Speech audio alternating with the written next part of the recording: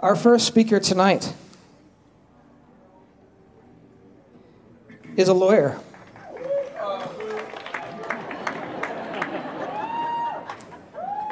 He is also the executive director of the BC Civil Liberties Association, an adjunct professor of law at UBC, president of the Canadian HIV/AIDS Legal Network, and a research associate within the Canadian Centre for Policy Alternatives.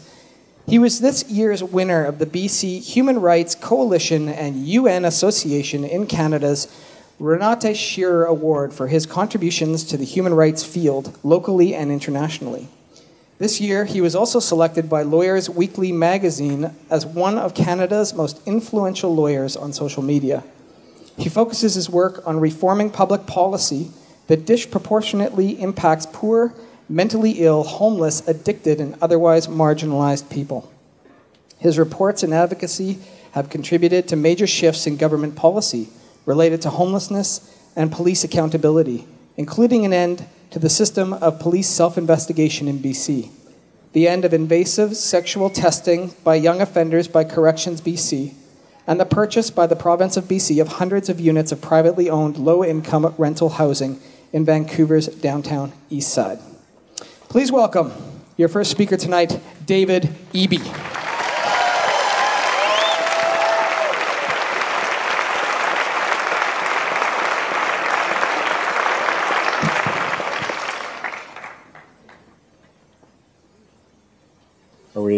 Do I count down? For every Valentine's Day since 1991, the women of the downtown east side have marched to demand justice for their missing and murdered sisters. In 2002, 11 years after the first march and 4 years after receiving credible information about Picton, the RCMP searched his farm and found the remains of 33 women.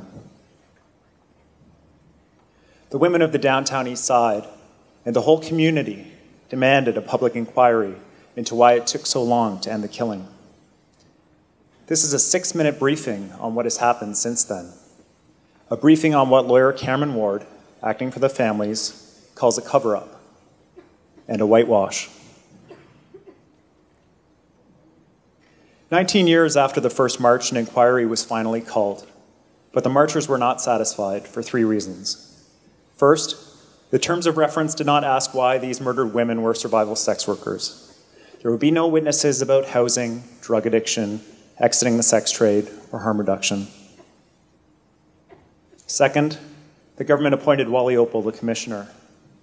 When in government, Opal had cut services for vulnerable women. He supported the decision to cancel 20 of the 27 criminal charges against Picton. He opposed a public inquiry, saying that not much would be learned from it. Third, it wasn't a fair fight. 25 lawyers would be publicly funded to represent police and government interests. 10 police officers would be represented by 10 publicly funded lawyers. No lawyers would be funded for the women who had demanded this inquiry. 2 lawyers would be funded to represent 25 mourning families. Embarrassed by a ratio of 25-2, the commission quickly hired 2 more lawyers. 1 lawyer to speak for Aboriginal women, 1 to speak for the downtown east side community.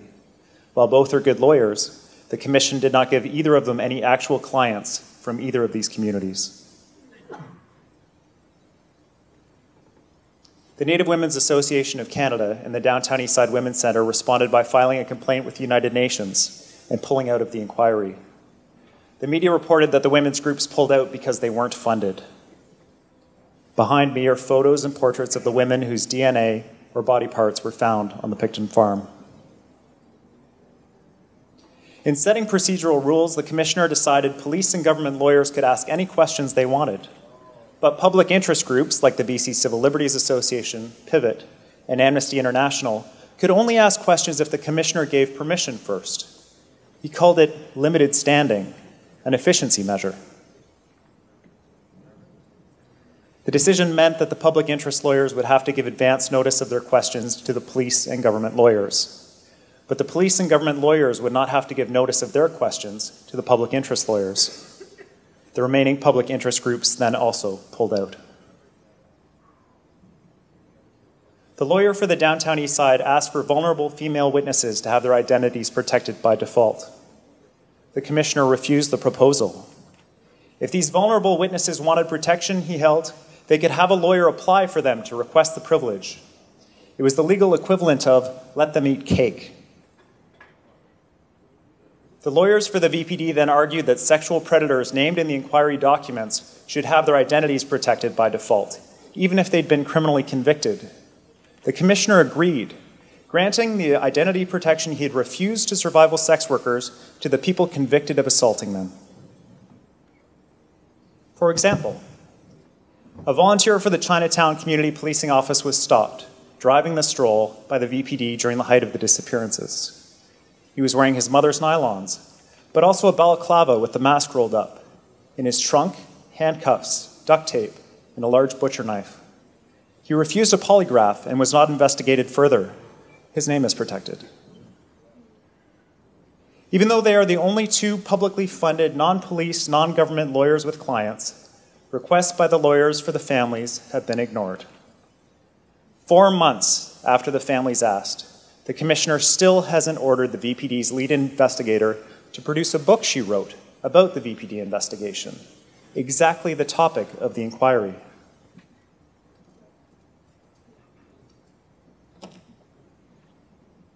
In 1997, Picton stabbed a woman in his trailer at 2 a.m. She escaped wearing handcuffs on one wrist. The Crown dropped the charges, and Picton never went to trial. When the family's lawyers asked for the file that explained why the charges were dropped, they were told the file had simply disappeared. In December, the lawyer for the families asked for new witnesses to be called. 2 months later, commission staff leaked to the National Post that none of the family's witnesses would be called. The families had asked for Bill Hiscox and Russ Caldwell. Both had gone to the RCMP with tips on Picton in the late 1990s. And both were dismissed as not credible. They asked for David Picton, the brother of Robert Picton, and Pat Casanova, whose DNA was found on the bodies of murdered women at the farm. Not one of these men is on the witness list.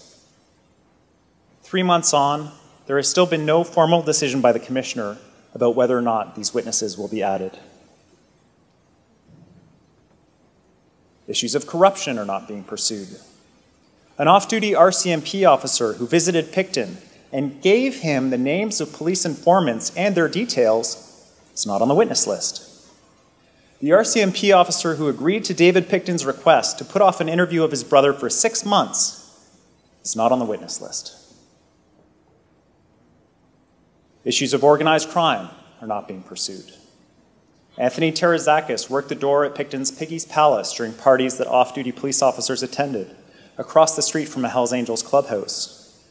Terazakis was arrested for torturing people at the American Hotel and is in jail. He's a Hells Angels associate. So is David Picton.